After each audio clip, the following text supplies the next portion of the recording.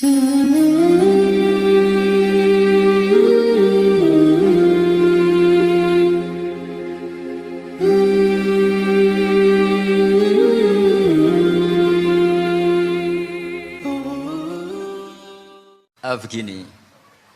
sebetulnya saya membela semua umat Islam itu ahlul jannah. Karena saya ini ibarat marketing. Kalau orang Kristiani itu kan setiap orang mati sudah tenang bersama Bapak di surga. Jadi kampanye itu menarik sekali. Sementara kita sudah kiai, sudah imam masjid, sudah ulama, masih saja dikhawatirkan su'ul khotimah. Ini kalau kampanye ini tidak imbang, ini nanti saya takut kalah. Makanya saya bilang pokoknya semua orang mukmin itu ahlul jannah. Karena memang asli hadisnya seperti itu, man qala la ilaha illallah dakhalal jannah. Bahwa kemudian ada beberapa kiai yang mungkin wataknya itu pesimis, kemudian bikin sekian aturan-aturan yang sebetulnya itu cerminan dari pesimisnya. Terus akan-akan masuk surga itu susahnya bukan main. Nah itu saya tidak setuju karena tadi pasti kalah dengan kampanye sebelah yang setiap orang mati dibilang sudah tenang bersama Bapak apa? Di surga. Jadi ini penting. Terus kedua saya bilang agama ini sudah begitu baik. Masa kunci surga sudah dibocorkan miftahul jannah la ilaha illallah. Masa sudah pegang kuncinya nggak jadi masuk surga itu kan aneh. Ya sudah masuk saja, tapi tidak usah minta bantuan saya, masuk aja, kan sudah pegang kuncinya. Terus ketiga, kenangan terburuk saya ketika jadi kiai itu gini, saya ada beberapa guru SD datang ke saya, ini agak-agak masalah besar. Gus boleh enggak buka ujian nasional yang masih disegel? Semua guru bilang enggak boleh, itu kriminal kan. Ada satu guru yang bikin analogi agak kacau, boleh saja. Wong ujian di kuburan saja dibocorkan para kiai gak apa-apa. Itu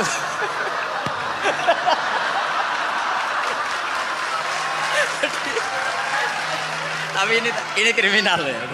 Perhatian kepada kiai, nggak boleh memukul pemateri.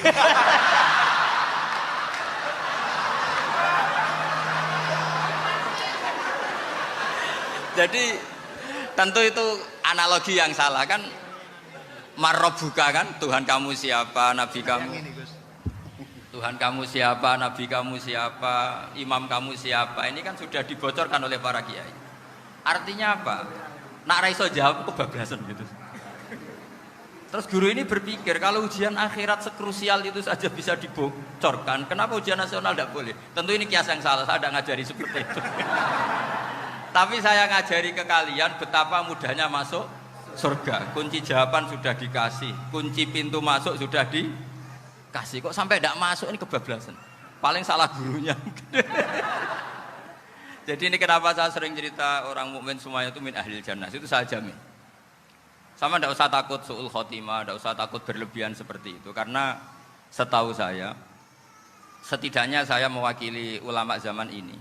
Rata-rata guru kita ini bermadzhab Syadzili dalam berkeyakinan berpikir tentang Allah. Di antara ini yang mulai saya ngomong serius, supaya tadi kan guyonannya sudah diambil Gus Reza sama Gus Kausar. Saya tahu kenapa mereka guyon. Kalau ngomong serius takut kalah sama saya.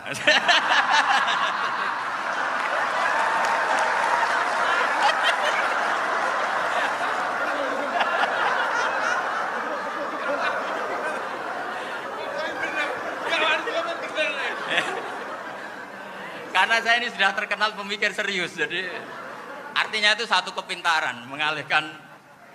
Ya, oh ya, sudah itu satu kecerdasan. Tidak hanya ngalim tapi betul cerdas. Jadi itu bukti beliau-beliau ini cerdas itu.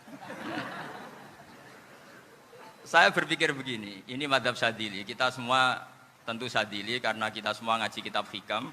Kita tahu kitab hikam itu muridnya Abul Abbas Al-Mursi. Abul Abbas Al-Mursi muridnya Syekh Abil Hasan apa? Asy-Syadzili. Saya masih ingat betul makalah itu dan saya ulang-ulang. Setiap saya ngajar di sarang saya ajarkan itu. Kilali kata Abul Hasan Asy-Syadzili, saya pernah dapat hatif, dapat semacam ilham. Apa makna min syarril waswasil khannas? Itu kata beliau dijawab oleh hatif itu. Hatif itu nggak perlu diterjemah tadi ada karena tadi diajarin itu. Apa yang dihidupkan itu nggak perlu dijelaskan. Kata hatif tadi, waswasun yadkhulu bainaka wa baina habibika yunsika altofahu alhasanah wa yudzakiruka af'alaka asyi'ah wa yukassiru indaka dzatas shimal wa yuqallilu indaka dzatal yamin liya'dila bika an husnidzanni billah ila su'idzanni billah.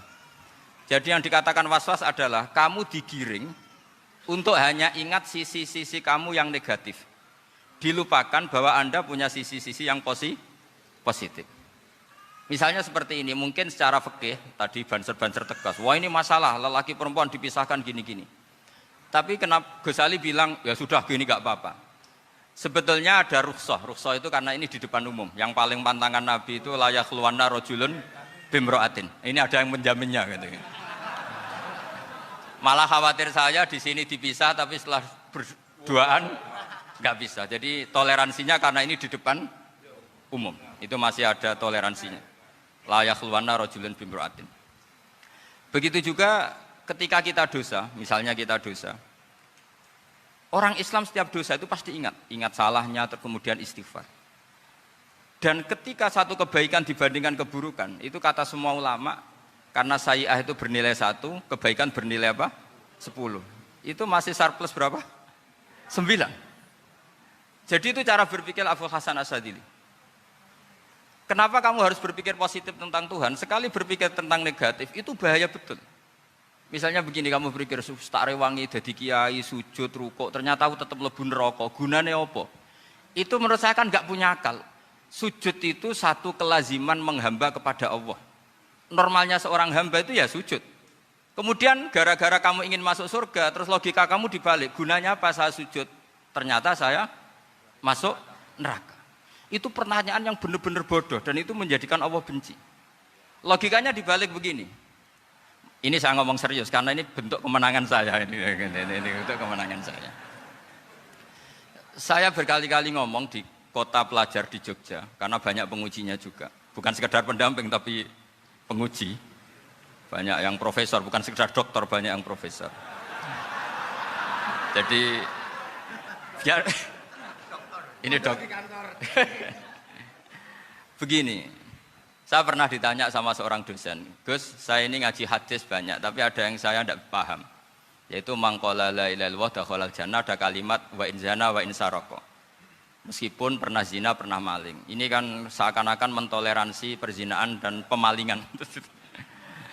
Terus saya bilang, oh makna hadis itu seperti ini. Jadi kebenaran absolut, kebenaran yang mutlak itu tidak akan terganggu oleh status perilaku seseorang. Saya berkali-kali memberi contoh. Orang yang ditangkap KPK akan bilang 1 tambah 1 2. KPK-nya juga bilang 2. Rivalitas dalam politik, Pak Prabowo ya bilang 2, Pak Jokowi juga bilang 2. Orang yang zaniyah, yang lonte pun akan bilang 2. Muftinya juga bilang 2. Ketua MUI-nya juga bilang 2. Artinya gini. Kebenaran yang absolut adalah kebenaran yang siapapun akan meyakini seperti itu. Seperti 1 ditambah 1, 2. Kamu punya musuh bilang 2.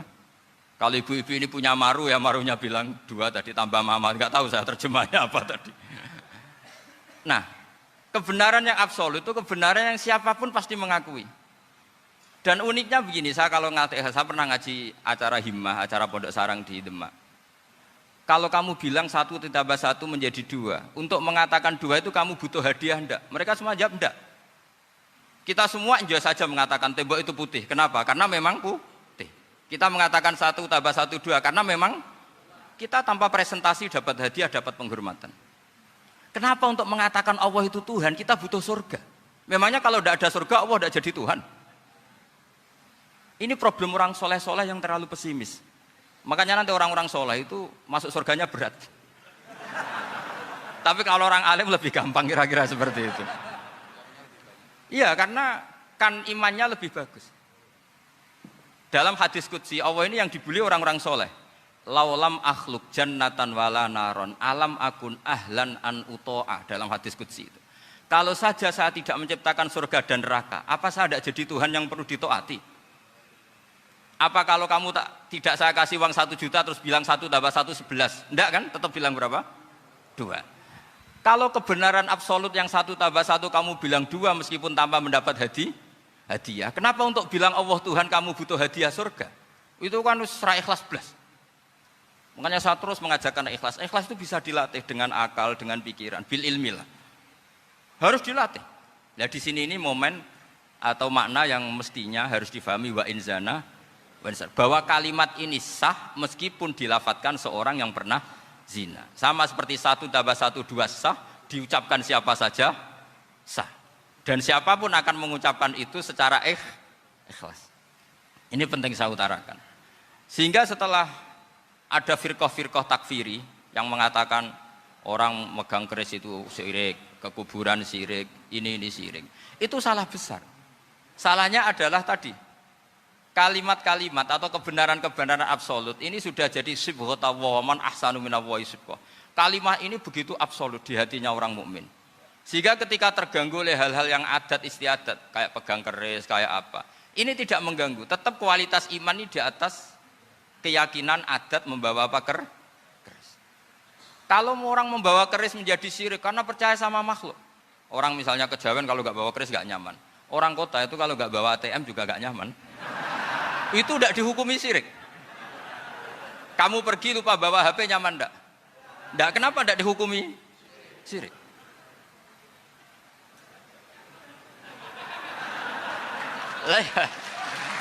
Jadi ini logika-logika. Jadi makanya ini Gus Reza boleh ngeritik saya. Saya itu berkali-kali bilang, saya termasuk ulama yang mau bikin gerakan cangkem elek. Karena nanti kalau saya nisbatkan ke Rasulullah itu tidak pantas karena Nabi ahsanan nasi khalqau wa khuluqa. Tapi saya siap jadi bempernya Rasulullah sallallahu alaihi wasallam. Pernah ada diskusi di Jakarta, ini kisah nyata. Apa dalilnya setelah sholat salaman? Mana hadisnya? Itu dijawab hadisnya tentu kita kesulitan. Kalaupun ada hadisnya dhaif semua yang masalah musafahan. Akhirnya mau tidak mau dijawab pakai cangkem elek. Boleh enggak kamu setelah salam nyalain HP yang off? Boleh. Boleh enggak ke kamar mandi? Boleh. Oh berarti kencing boleh, nyalain HP boleh, yang enggak boleh itu ingat Allah. Karena mereka mengkritik wiridan, mengkritik salam. Akhirnya mikir deh. Ada enggak hadisnya orang setelah sholat nyalain HP? Enggak ada kan? Tapi mereka nyalain HP enggak hambatan, tapi untuk salaman masalah kan. Ke kamar mandi boleh, tapi untuk wiridan enggak boleh. Akhirnya mereka sadar, oh iya. Lama-lama dibisi gini yang kelompok itu. Kamu itu korban aliran supaya kamu gak ingat Allah, ingatnya HP-nya. Sehingga orang wiridan kamu kritik, orang nyalain HP tidak kamu kritik. Itu kelompok itu adalah kelompok orang-orang yang supaya orang Islam itu lupa Tuhannya. Itu gerakan cangkem elek, tapi jadikan orang sadar. Jadi ini penting. Jadi kalau kamu tidak bisa bela agama dengan jalan yang lurus karena tidak bakat itu. Gak apa-apa pakai cangkem elek tadi, karena gak mungkin gerakan ini dinisbatkan kepada Rasulullah Shallallahu Alaihi Wasallam. Kalau soal sanad, saya punya sekian sanad tentang itu, tapi tidak usah kamu ikuti. Ada orang tanya, ya Pak Kiai kalau setan dibakar di neraka panasan enggak? Ya panasan. Lo kan setan dari api, ngapain harus panasan? Kan materinya sama. Terus Kak Kiai tadi gak kesulitan, dia ngambil pasir, disawur di wajahnya. Wah sakit Kiai, kamu kan dari tanah, kena tanah kok. Jadi itu ada sekian, artinya gini ya, kalau kesulitan jawab pakai baik-baik ya sudah pakai cangkem elek itu aja kan. Tapi tentu kan gerakan ini tidak mungkin dinisbatkan kepada para nabi. Tapi saya pastikan meskipun nggak bisa dinisbatkan kepada para nabi dari segi cangkem elek tadi, tapi secara semangat itu sama. Saya punya sekian contoh. Benar Gus Riza tadi gojok saya sengawur-ngawurnya itu masih punya sanad. Itu pas saya ngawur pun masih punya apa? Sanad. Nabi Ibrahim itu ketika faja'alahum juzatan illa kabirallahum itu si berhala paling besar dikasih kapak. Ketika mereka geger, ini siapa yang berhala-berhala kecil? Kata mereka, sami'na fatay yadhkuruhum yuqalu lahu Ibrahim. Ya kira-kira Ibrahim lah gitu. Terus setelah Ibrahim didatangkan, siapa yang melakukan ini semua? Ini jawaban Nabi Ibrahim, bal fa'alahu kabiruhum hadza. Ya tanya yang bawa pedal, saya kan tidak bawa. Terus kata orang-orang, otak kamu itu di mana? Masa berhala disuruh nanya, kan nggak bisa ngomong. Ibrahim kembalikan, uffil lakum wa lima ta'buduna min dunillah. Lalu otak kamu di mana? Sudah tahu nggak bisa ngomong kok disembah gitu. Itu ada kata uffin loh. Uffin itu kalau diterjemah kira-kira ya agak-agak jancuk gitu. Kira-kira seperti itu. Ya kira-kira seperti itu. Jadi Sekarang dalile jancuk apa Gus? biasa misalnya sudah itu. Gimana? Jancuk itu dari dak su, dak tinggalkanlah suan perkara sing elek. Krono ilate wong Surabaya kakean rawon, akhirnya ngomongnya jancuk.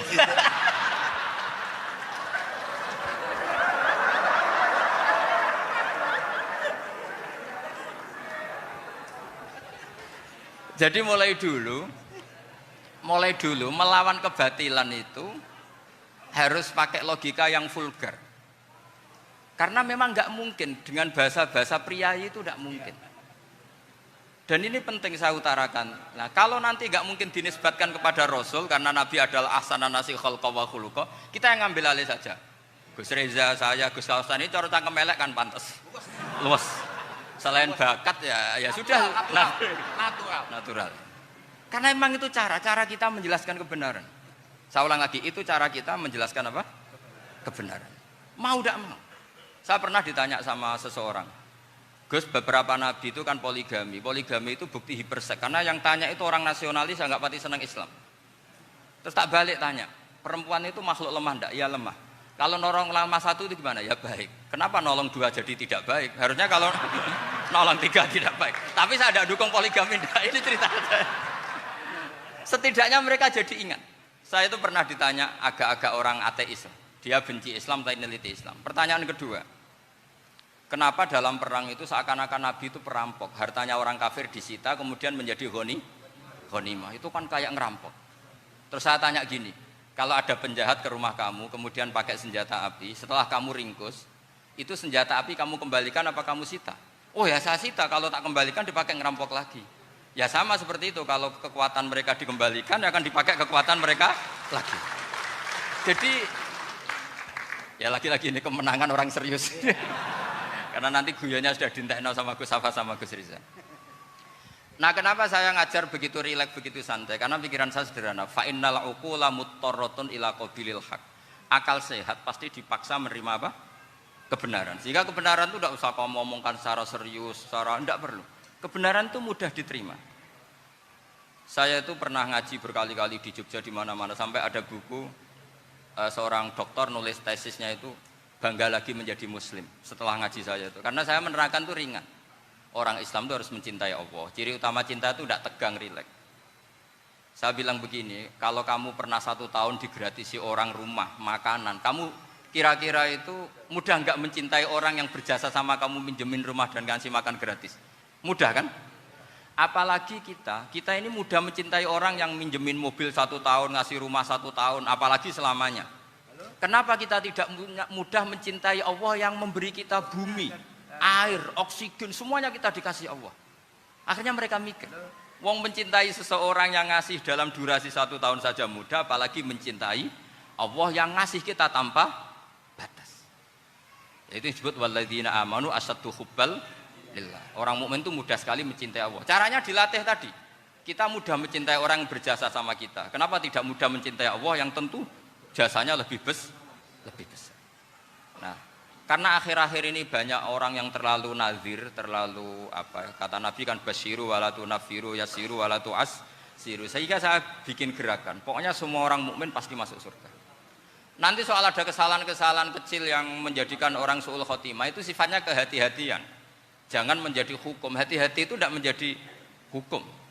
Kalau kamu nyupir hati-hati itu bukan berarti pasti kecelakaan, enggak. Hati-hati itu ya hati-hati saja, tidak menjadi hukum. Ini penting saya utarakan karena kubu sebelah kampanyenya sudah tadi, setiap mati pasti tenang bersama Bapak di surga. Sementara kita mau kampanye, kamu sholat tidak mesti diterima, haji tidak mesti diterima, jadi kiai tidak mesti masuk surga. Coba kalau kita kampanye gitu terus, yang mau jadi muslim itu siapa?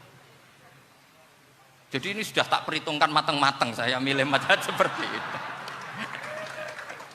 Ya ini saya pikir sudah, ini pembandingnya supaya punya waktu. Saya suka sekali. Nah ini yang sesi terakhir ya, sesi terakhir. Saya akan cerita fikih karena Nyuwun memang sewu Gus, ada iklan sebentar dari ibu-ibu, pentolan mic kurang dekat ke mulutnya Gus Baha. Sehingga suaranya tidak terdengar sampai ke belakang. Oh, gitu, pentolannya didekatkan Gus Oh, ke mulut. ini kalau ngomong konotasinya itu mesti nyerempet. Sudah apa ya? Sudah ahlinya di situ. Ya malah kayak di situ.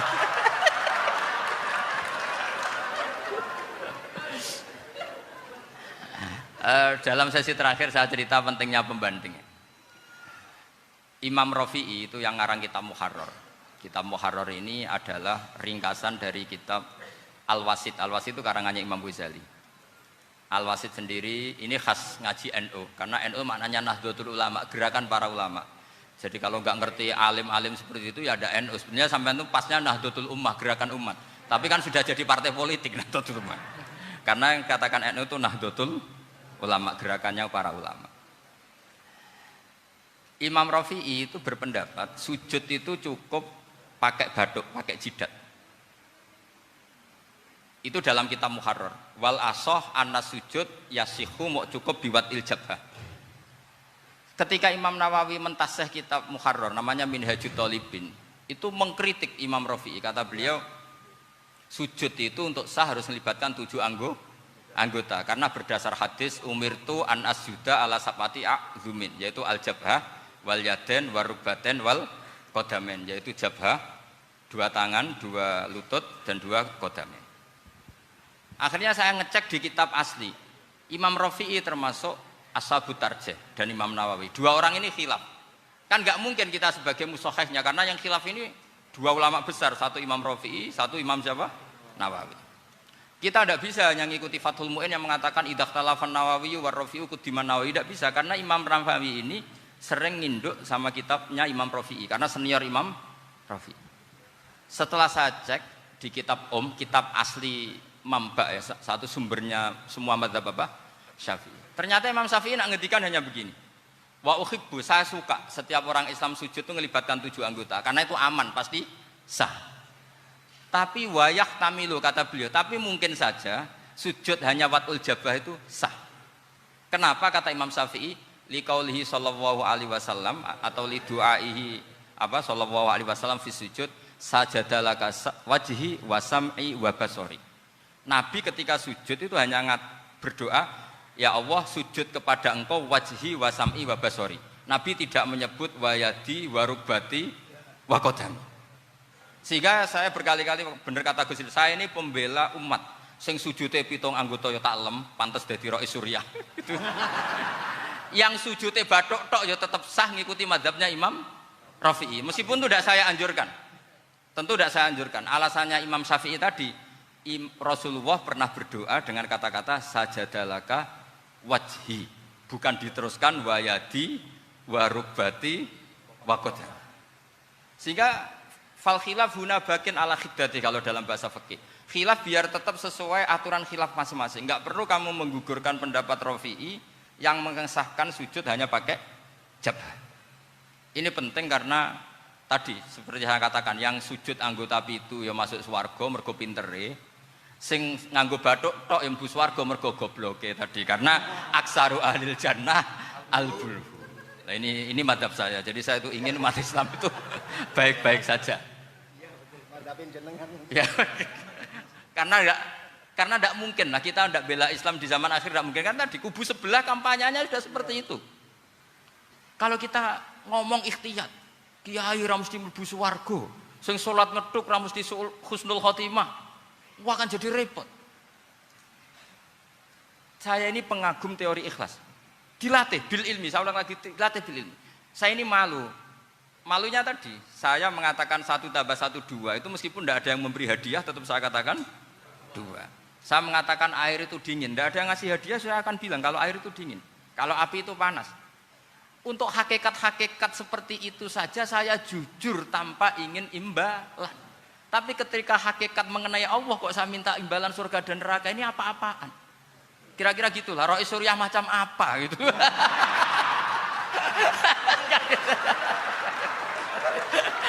Ya saya kira demikian. Assalamualaikum warahmatullahi wabarakatuh. Waalaikumsalam.